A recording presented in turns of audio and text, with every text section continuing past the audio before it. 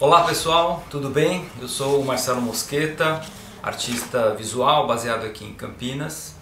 Vocês estão aqui no meu ateliê, Ateliê 8, no centro de Campinas, perto do Bosque dos Jequitibás. E eu estou aqui preparando uma conversa que a gente vai ter sobre desenho, né? Então, vocês talvez me conheçam muito por verem meus desenhos, né, feitos em grafite, em carvão, sobre PVC expandido,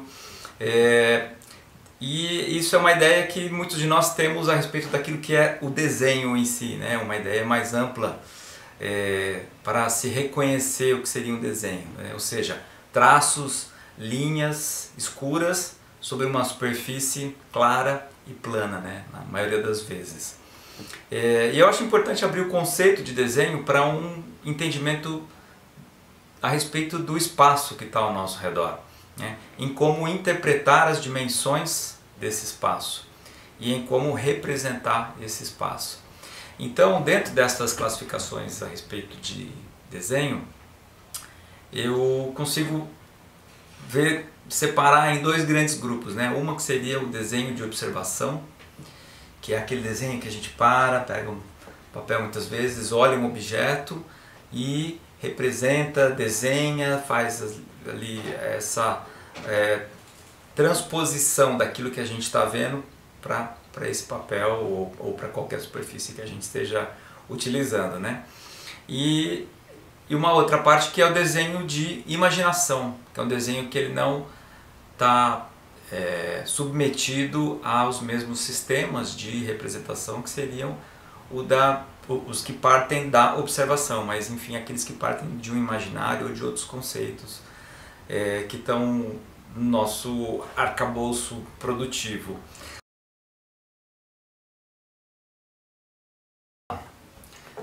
Então vamos lá, o desenho ele também pode ser projeto, ele também pode ser inscrição, ele pode ser interferência, ele pode ser construção, ele pode ser escrita, ele pode ser marca, ele pode ser ações e tantas outras coisas que se tornam uma forma riquíssima de pensar o mundo ao nosso redor.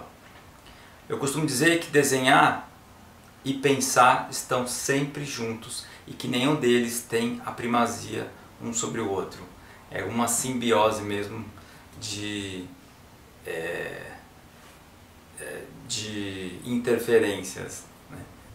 Então, para esse início, eu quero ler uma pequena parte da introdução escrita pela Emma Dexter, que é curadora de arte contemporânea da Tate Modern, que é quem escreveu a introdução desse livro. Aqui ela diz assim: o desenho está em toda parte. É o meio pelo qual podemos compreender e mapear, decifrar e chegar a um acordo com o que nos rodeia quando deixamos marcas, rastros ou sombras para marcar a nossa passagem. Pegadas na neve, respiração na janela, rastro de vapor de avião no céu. Linhas traçadas por um dedo na areia. Nós literalmente desenhamos no e sobre o mundo material. Desenhar faz parte do que significa ser humano. Então, ela consegue abarcar nesse comentário dela toda uma necessidade nossa, desde criança, que a gente tem de desenhar ou de pensar o mundo através de uma forma gráfica, né? Se você for pensar, nós deixamos de desenhar, a maioria de nós pelo menos deixa de desenhar quando começa a escrever, né? A gente passa a desenhar letras e esquece essa relação mais afetiva ou mais sensível que a gente pode construir com o mundo através de desenhar esquemas gráficos ou alguns projetos assim.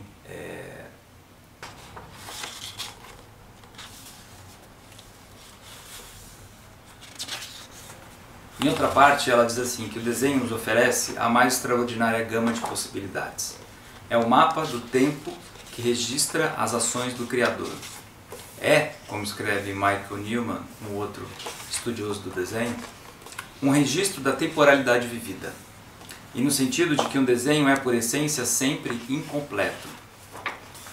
Uma linha sempre sugere uma continuação ad infinitum, e assim nos conecta com o infinito e a eternidade.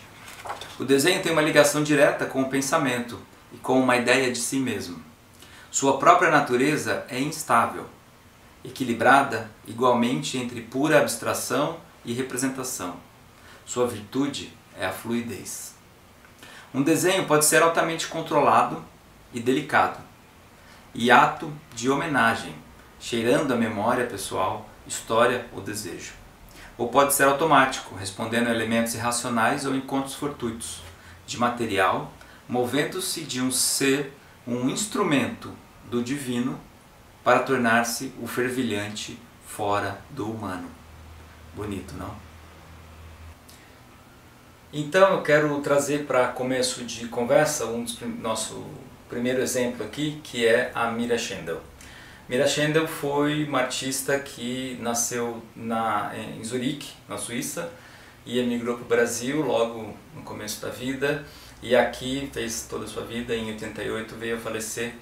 É uma artista conhecida pela delicadeza dos seus trabalhos, pela potência que ela coloca e com a concisão também nessas ações, nesses gestos que são muitas vezes gestos mínimos, mas que têm uma potencialidade absurdamente crescente pela forma que ela consegue montar e fazer esses trabalhos acontecerem, né? Então, por exemplo, uma série famosa são a série das droguinhas, que são papéis de seda torcidos, enrolados e vão criando então esse objeto escultórico que ela pendura nas paredes e também de forma a ficarem flutuando. E também as monotipias pelas quais ela é muito conhecida, que são processos de transferência de imagens, e nessas monotipias percebe-se uma estruturação do espaço quase que tridimensional. Então, como que ela consegue fazer uma obra sobre um papel transparente, semi-transparente ali, papel de arroz, onde aquela imagem, aquele desenho, ela aparece dos dois lados. Isso também é potencializado pela montagem que ela faz com aqueles molduras de acrílico, e isso cria então um corpo presente, uma massa que é algo muito bonito de se ver. Eu quero ler um texto que é do Lorenzo Mami, do historiador e crítico Lorenzo Mami, sobre o trabalho da Mira. Nesse texto ele fala que tem-se quase a impressão de que a imagem inteira foi criada num só movimento. É que, para Mira, o gesto criador é o fundamento do estar no mundo. Fazer e refazer o movimento é uma afirmação positiva, sutil e delicada, uma maneira de alcançar o signo das coisas. Nos desenhos, quaisquer tipos de ilusionismo ou perspectiva são desfeitos, submetidos à proximidade garantida pelo gesto e ao tratamento homogêneo concedido à figura ou ao fundo. As linhas dos objetos são invadidas pelas manchas que atravessam os contornos, deixando às vezes transparecer o próprio papel. Então veja que bonito é isso, né? É uma forma muito... Aqui ele cita, né, uma forma muito sutil desse gesto. E eu quero pensar com vocês um pouco esse acaso desses gestos, a maneira como esses gestos mínimos muitas vezes podem mostrar os rastros que nós deixamos no mundo, porque eu entendo que muito do trabalho da Mira tem a ver com isso. Aquilo que é mínimo, mas possui um significado enorme. Então veja bem, eu quero ler um outro trecho aqui, que é da própria Mira, né, onde ela fala sobre a liberdade e essa delicadeza dos gestos, né? Então vamos lá, abre aspas. Erradíssima a arte que cobre completamente essa textura, esse movimento da mão. Dou a maior importância que seja assim, manual, que seja artesanal, que seja vivenciada, que saia assim da barriga. Deve brotar da barriga e não simplesmente da mão.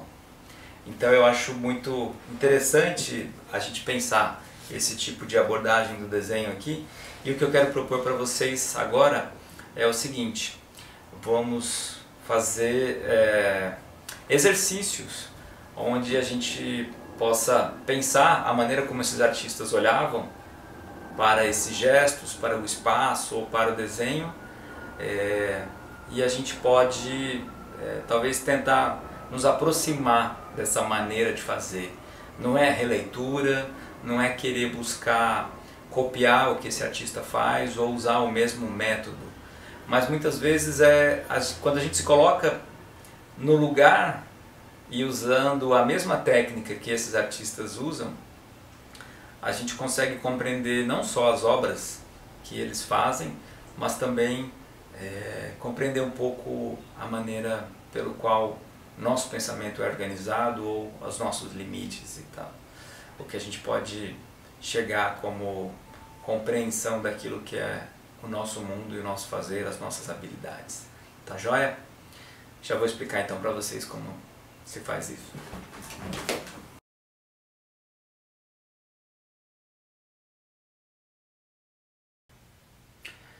Então, pessoal, o primeiro exercício proposto é o seguinte: você vai precisar de papel, qualquer papel que você tenha aí. No caso aqui eu peguei um que ele tem uma certa transparência também. Ele parece esse papel que a Mira usa, é um papel chinês, mas pode ser papel de pão, pode ser qualquer outro material que você tiver aí à sua mão. Uma caneta ou qualquer outro instrumento para desenhar. E aqui as famosas folhas de papel carbono. Você acha facilmente isso daqui em qualquer papelaria. Isso é barato. Você pode comprar avulso ou pode comprar uma caixa deles. Ele não é caro. No caso eu estou usando aqui um papel carbono azul. O que acontece com esse papel carbono? Ele é uma superfície que tem aqui uma camada de cera e pigmentos. Então qualquer coisa que encosta desse lado, ele faz uma cópia para o outro lado. Então no caso, vou propor o seguinte exercício. Que esse pedaço de papel, por exemplo, eu vou cortar aqui para não ficar tão grande. Não vou precisar de tudo isso. Vou precisar de um papel desse tamanho. Então esse papel aqui colocado sobre esses, aqui está a frente, né? Aqui o verso. Quando você faz qualquer tipo de desenho aqui no verso, qualquer risco, você pode até testar com forças diferentes aqui. Você tem depois a transposição, conseguimos ver aqui na câmera, a transposição desse desenho para um outro suporte, né? O que pode ser também feito ao contrário. Você pode colocar o papel vegetal, o papel carbono embaixo e você desenhar desse lado do papel. O que acontece é que aqui desse lado do papel você tem a marca e do outro lado você tem essa cópia. Nesse primeiro exemplo que eu dei, com o carbono aqui em cima, você tem praticamente um desenho cego, que você não vê muito bem aquilo que você está fazendo. E talvez para essa experiência mais parecida com um desenho mais visceral proposto pela Mira Schindler, possa ser mais interessante. Então eu vou pegar aqui uma outra coisa para a gente poder desenhar, sei lá, um pouco. E no caso aqui vocês percebem que eu vou fazer um desenho de observação, certo? Enfim, isso aqui é uma raiz. Gosto de coletar esses elementos naturais. Uma raiz, uma folha, um fruto. E aí, por exemplo, usando um pouco essa ideia desse acaso, que pode ser colocada nesse projeto, a ideia de um desenho talvez mais rápido, mais visceral, sem obedecer muitos os limites ou aquilo que está ali por baixo do outro desenho, só tentando imaginar que aquilo que a gente está fazendo aqui muitas vezes é um primeiro ataque a esse material. E a gente tem um pouco de surpresa do outro lado depois, quando temos algum tipo de ação. O que acaba ficando bem interessante se você pensar nisso daqui como uma possibilidade, muitas vezes, de ser uma... Vou usar aqui outro papel. Uma possibilidade que você tem de trabalhar acasos. Então, né, o que aconteceria se eu desenhasse dessa maneira aqui, esfregando, né? Que tipo de resultado eu poderia ter dentro dessa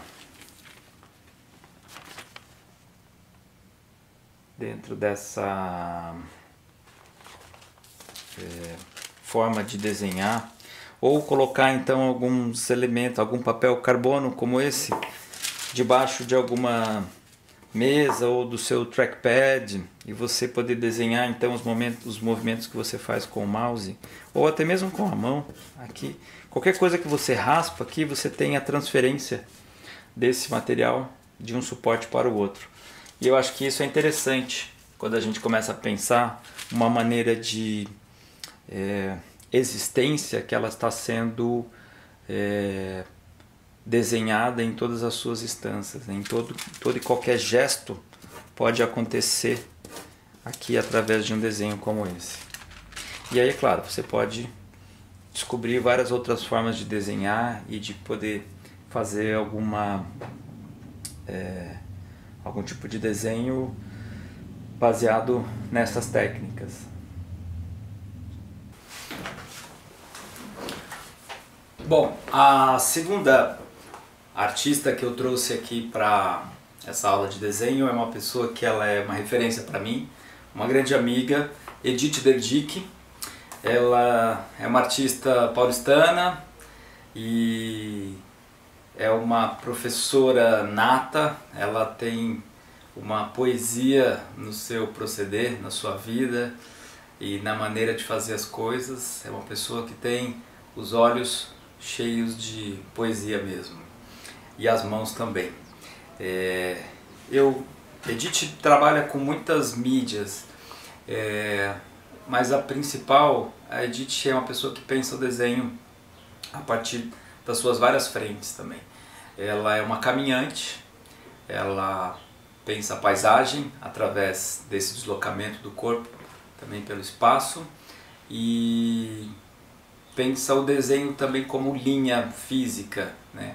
Como uma linha muitas vezes de tecido, que não só o desenho, a linha do lápis, mas a linha que vem para o espaço, que se estrutura como quase uma escultura. Então, eu gosto sempre de acessar as ideias da Edith, porque eu vejo que ela pensa o livro, ela pensa o desenho, ela pensa a escultura, ela pensa a instalação, e ela escreve muito bem. Então eu quero ler aqui um pedaço onde ela fala, nesse livro aqui, ó, Linha de Horizonte por uma Poética do Ato Criador, da editora Intermeios, da paisagem e da linha do horizonte. Os olhos são ondulados pela linha do horizonte, que pula, salta e rodopia o traço de uma paisagem. A paisagem abraça um corpo por inteiro. Sem arestas, a linha do horizonte corre o mundo à nossa volta, acordando paisagens adormecidas e ocultas. Linha de horizonte intocável feito estilete riscando espaços. A linha de horizonte surge nitidamente pela luz de um amanhecer. Se dissolve na atmosfera chuvosa, mergulha na água continental, liquefaz a bruma de uma tarde, aterriza na opacidade da terra firme, imagina vazados por detrás de massas e volumes, ampara as geometrias sólidas do habitat. Da linha de horizonte, a paisagem emerge sustentada por um fio sutil. A linha de horizonte, traço inventado pela nossa visão, não existe. A quem pertence? Ao céu, ao mar, à terra? Bonito, não? Fiquem com essa poesia plasmada na mente de vocês. E eu queria que a gente pensasse a partir de agora um exercício que fosse um exercício de desenhar essa divisão mesmo, que ela chama de invisível, entre o céu e a terra, essa divisão que muitas vezes é construída na nossa mente, no nosso olhar, que é essa divisão da linha do horizonte. Ou então, podemos dizer que seria uma linha que divide as coisas, uma linha que separa figura de fundo, uma linha que separa objeto daquilo que é o seu suporte.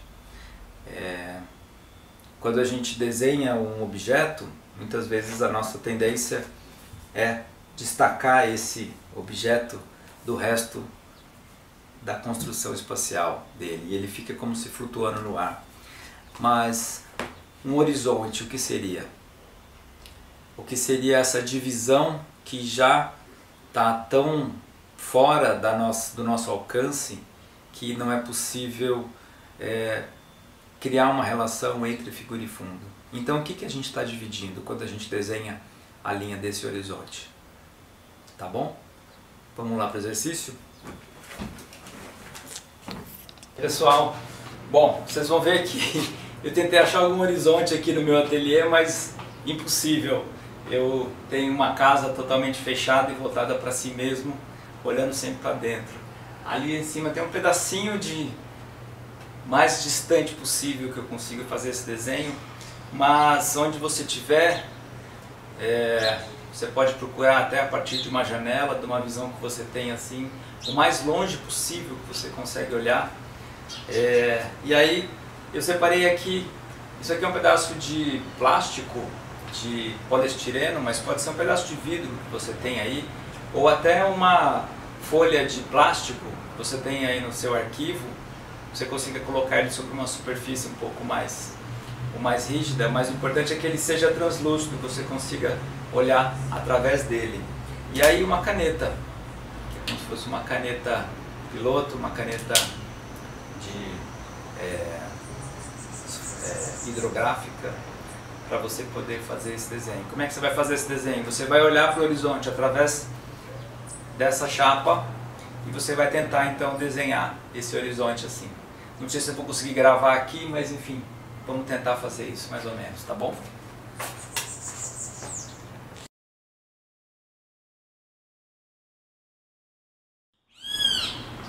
Opa, vamos lá então tentar desenhar esse horizonte daqui.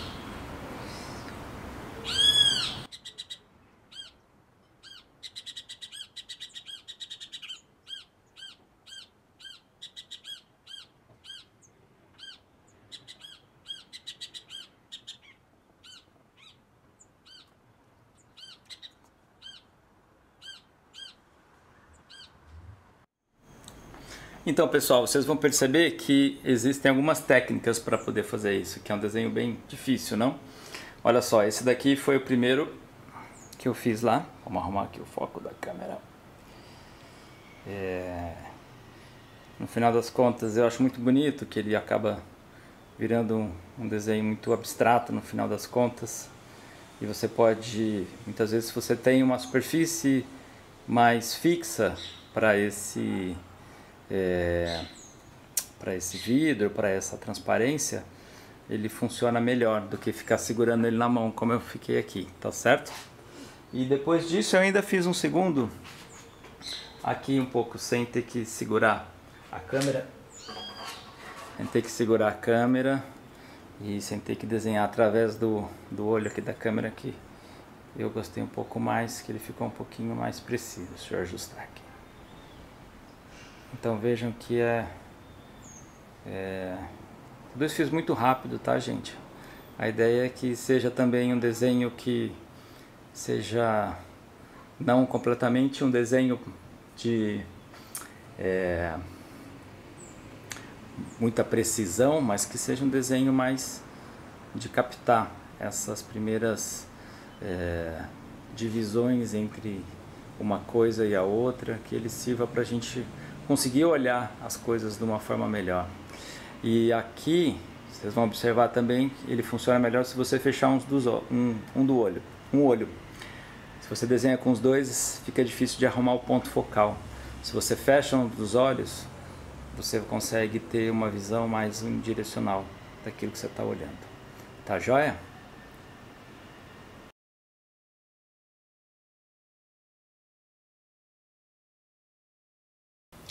Bom, o próximo artista que eu trouxe aqui para a nossa conversa é uma grande referência para o meu trabalho. O nome dele é Richard Long. Ele é um inglês nascido em 1945 na cidade de Bristol, na Inglaterra, e ele está lá, vive lá até hoje, mas faz os seus trabalhos ao redor do mundo inteiro. O Richard Long é conhecido por ser um artista que trabalha na paisagem. E aí tem um termo utilizado dentro da história da arte chamado de land art, se você não está familiarizado com esses termos. E o Richard Long é talvez o expoente mais importante, ou pelo menos o mais conhecido, da parte inglesa da land art, que também tem outros artistas norte-americanos. Mas enfim, o papo aqui é do Richard Long. E o que acontece? O Richard Long, ele em 1967 fez um trabalho que é um trabalho seminal para a história da arte, chamado A Line Made by Walking, ou seja, uma linha criada pelo caminhar, no qual ele caminhava 37,5 metros por 32 centímetros de largura num campo gramado, e fazendo então esse movimento de marcar a grama no ir e vir do corpo dele sobre a paisagem, né? Então eu quero trazer um texto do Francesco Carreri, que fala um pouco dessa ação do Richard Long e a abordagem dele da paisagem, né? Então o Carreri diz assim: para Richard Long, caminhar é uma ação que deixa sua marca no lugar. É um ato que desenha uma figura no terreno e, portanto, pode ser relatado na representação cartográfica.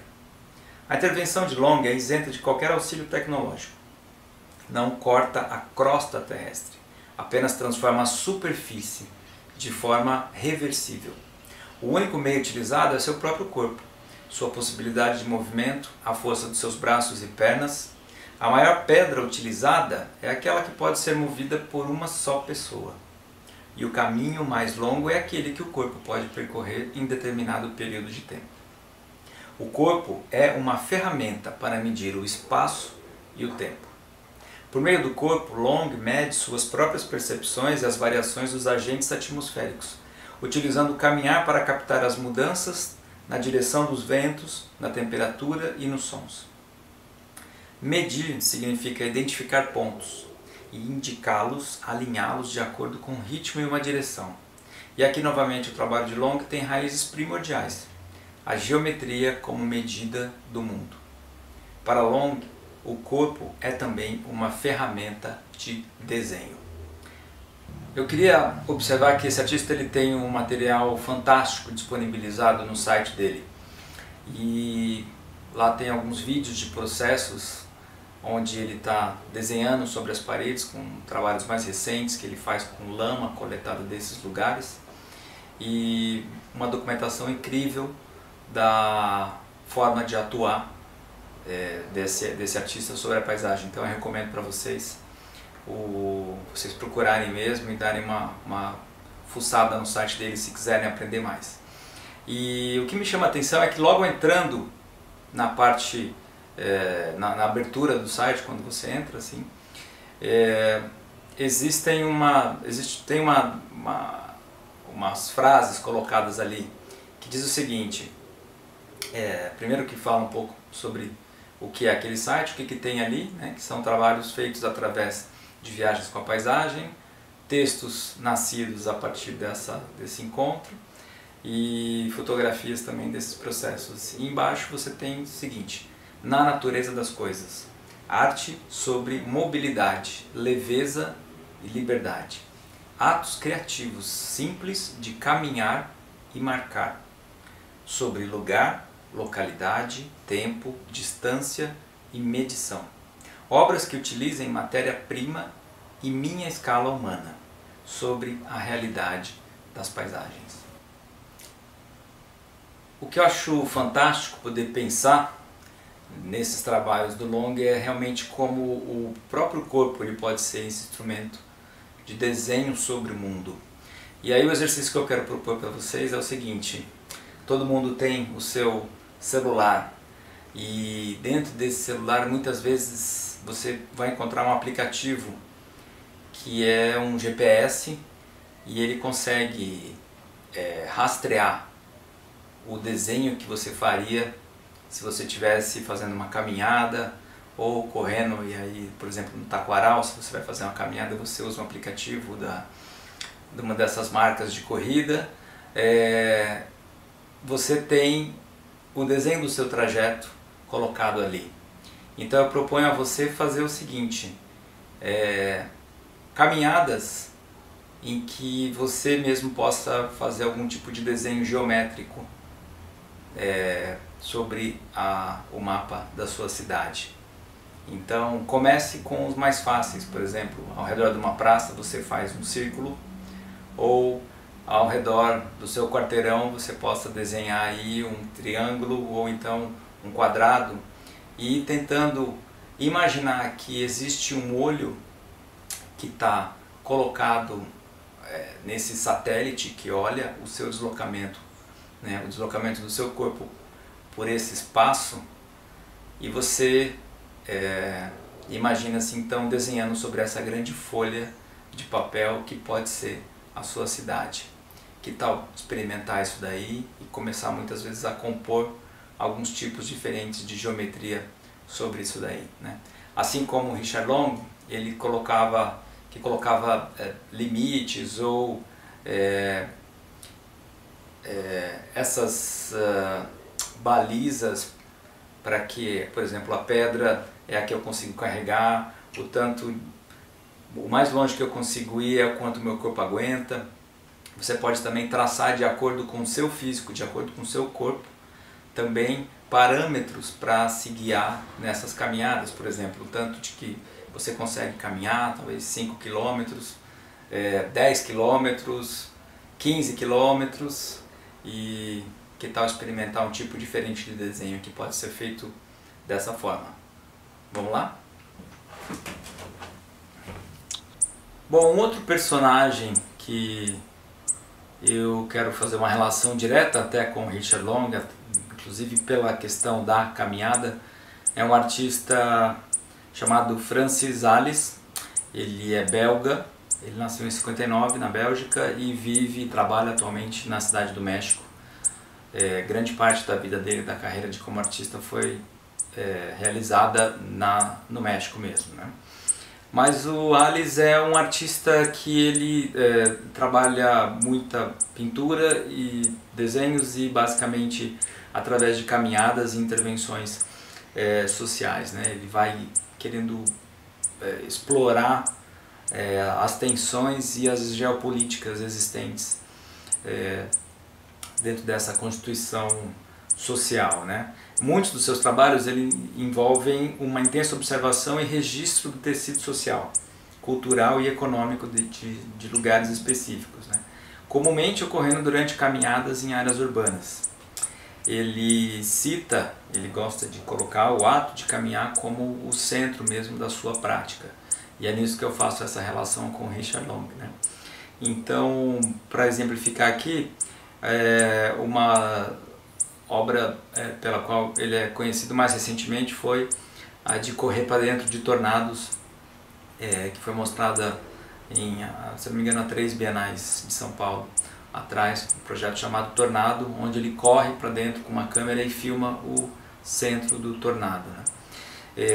Um outro que ele realizou em Lima, no Peru, chamado Quando a Fé Move Montanhas, onde ele convida 500 voluntários com vassouras para varrer uma montanha que tem ali na periferia da cidade de Lima. E então aquela poeira, aquele pó todo, pode ser lido como esse ato de mover fisicamente as montanhas, né? Tem um outro trabalho bem interessante, onde ele atravessa a cidade do do México passa um dia inteiro levando um bloco de 30 quilos de gelo. Ele vai empurrando esse bloco pelas cidades até esse bloco desaparecer. Essa obra chama Às vezes fazer alguma coisa não leva a nada. E um trabalho que eu queria trazer mais para a discussão aqui, que é o The Green Line, né? a linha verde, que é uma performance que ele realizou em Jerusalém.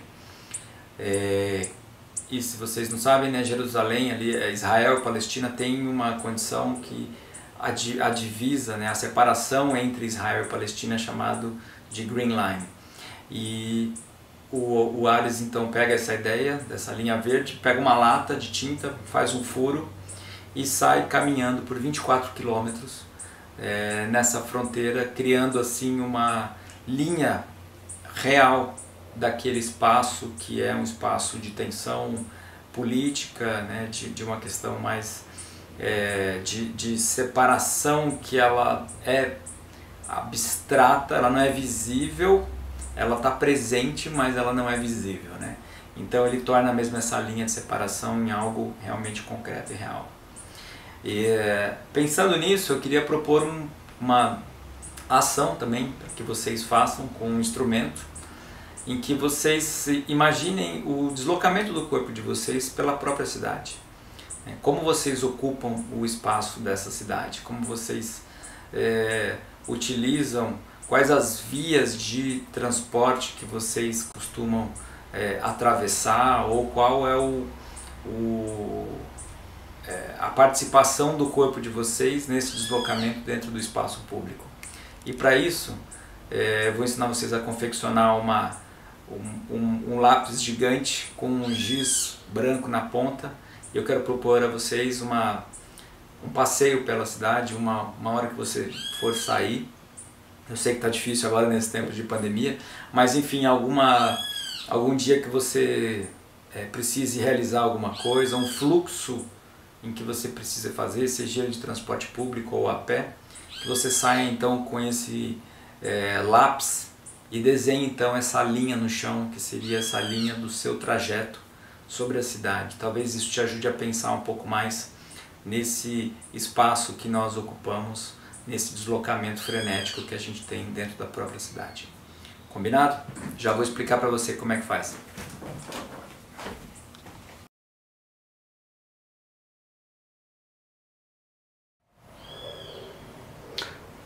Bom, pessoal, a minha proposta é a seguinte: um cabo de vassoura, algo que é muito simples, né, de achar. Deixa eu arrumar esse foco aqui. Opa! Um cabo de vassoura,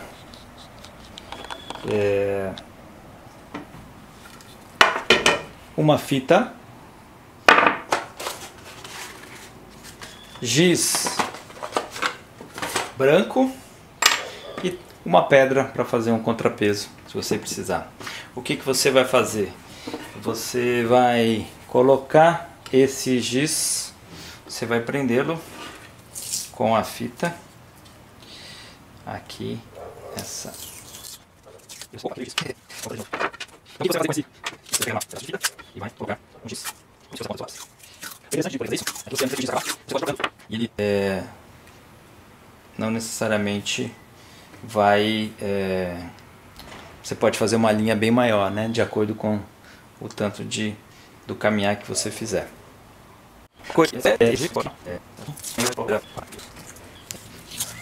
Se ficar com pouco peso e seu giz não estiver desenhando, você pode inserir um peso aqui. No caso eu estou colocando uma pedra, mas pode ser qualquer outra coisa, para essa ponta ficar um pouco mais pesada. Ou seja, você tem aqui o seu instrumento de desenho pela cidade, a marcação que você vai fazer pelas ruas.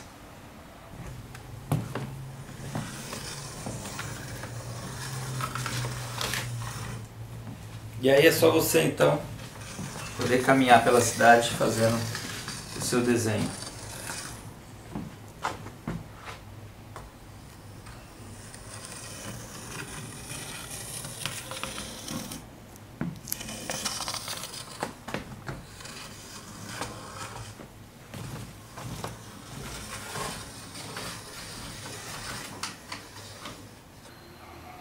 Buenas! E por último, nosso grande artista, o maior dos artistas brasileiros vivos, Cildo Meirelles.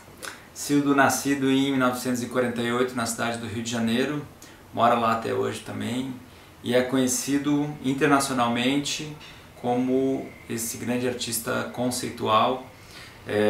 Transitou pelo neoconcreto e depois veio para a arte conceitual de uma forma que se tornou referência mundial até, né? O Cildo cria instalações que dialogam diretamente com o observador nessa experiência sensorial mais completa, né? Ele questiona muitas vezes a política, teve um trabalho muito engajado com a ditadura militar no Brasil e a dependência do país da economia globalizada também. As obras do Cildo, elas não só tratam de questões poéticas e sociais, que são específicas do nosso país, mas também esses problemas gerais da estética e do fazer artístico, né? Eu particularmente vejo nas obras do Cildo uma preocupação com a geografia, né? Ele usa a geografia como esse campo crítico, um campo de discussão sobre a identidade do Brasil e também dos nossos recursos naturais, né? Esses últimos projetos que ele fez com os rios e aquele que ele mostrou no panorama de aumentar em 1 centímetro a altura máxima do país. Enfim, são trabalhos politicamente engajados, mas que têm uma realização muito bem executada, assim, com temas relacionados à ecologia, à geografia, aos nossos recursos naturais. Então, mas aí você se pergunta, mas o que o Cildo Meirelles está fazendo numa aula sobre desenho, né? Eu quero destacar uma experiência que eu tive numa exposição que aconteceu na Pinacoteca, onde eu conheci uns trabalhos que chamavam estudos, né? Estudo para espaço, estudo para tempo e espaço, que eram folhas datilografadas com instruções. E nessas instruções o corpo ele se colocava a serviço desse entendimento dessas dimensões, né? Do tempo e também do espaço. Então, por exemplo, são trabalhos de 1969. Ele considera esses trabalhos, a descrição deles é um datiloscrito em papel. Então, por exemplo, estudo para espaço, número 13, estudo para área, 2 pontos. Por meios acústicos, sons, escolha um local, cidade ou campo, pare e concentre-se atentamente nos sons que você percebe, desde os próximos até os longínquos. Então são instruções que trabalham diretamente na nossa relação com o sensível à nossa volta e também uma relação que parte sempre do corpo, uma relação que parte sempre desse invólucro material que nós temos mais próximo e como é que a gente se liga ao lado de fora, né? Um outro aqui, estudo para tempo, estudo para duração, 2 pontos. Com meios óticos, areia, vento, reticências. Escolha um local e faça na areia um buraco com as mãos. Sente-se perto, com atenção, concentre-se no buraco até que o vento o encha de novo completamente. Eu acho fascinante poder pensar essa relação dessas instruções com aquilo que seria um possível desenho. Então, o que eu quero propor nesse último exercício dessa aula é justamente fazer um desenho em que não existe traço algum, não existe nenhuma relação de risco ou de marca em qualquer superfície. É simplesmente uma ação onde a gente vai usar os nossos sentidos para desenhar ou então imaginar essa distância possível, né? E aí então eu deixo para vocês estudo para espaço do Cildo Meirelles para a gente fechar essa aula. Num lugar qualquer, fechar os olhos e estabelecer uma área delimitada pelos sons que os ouvidos possam alcançar.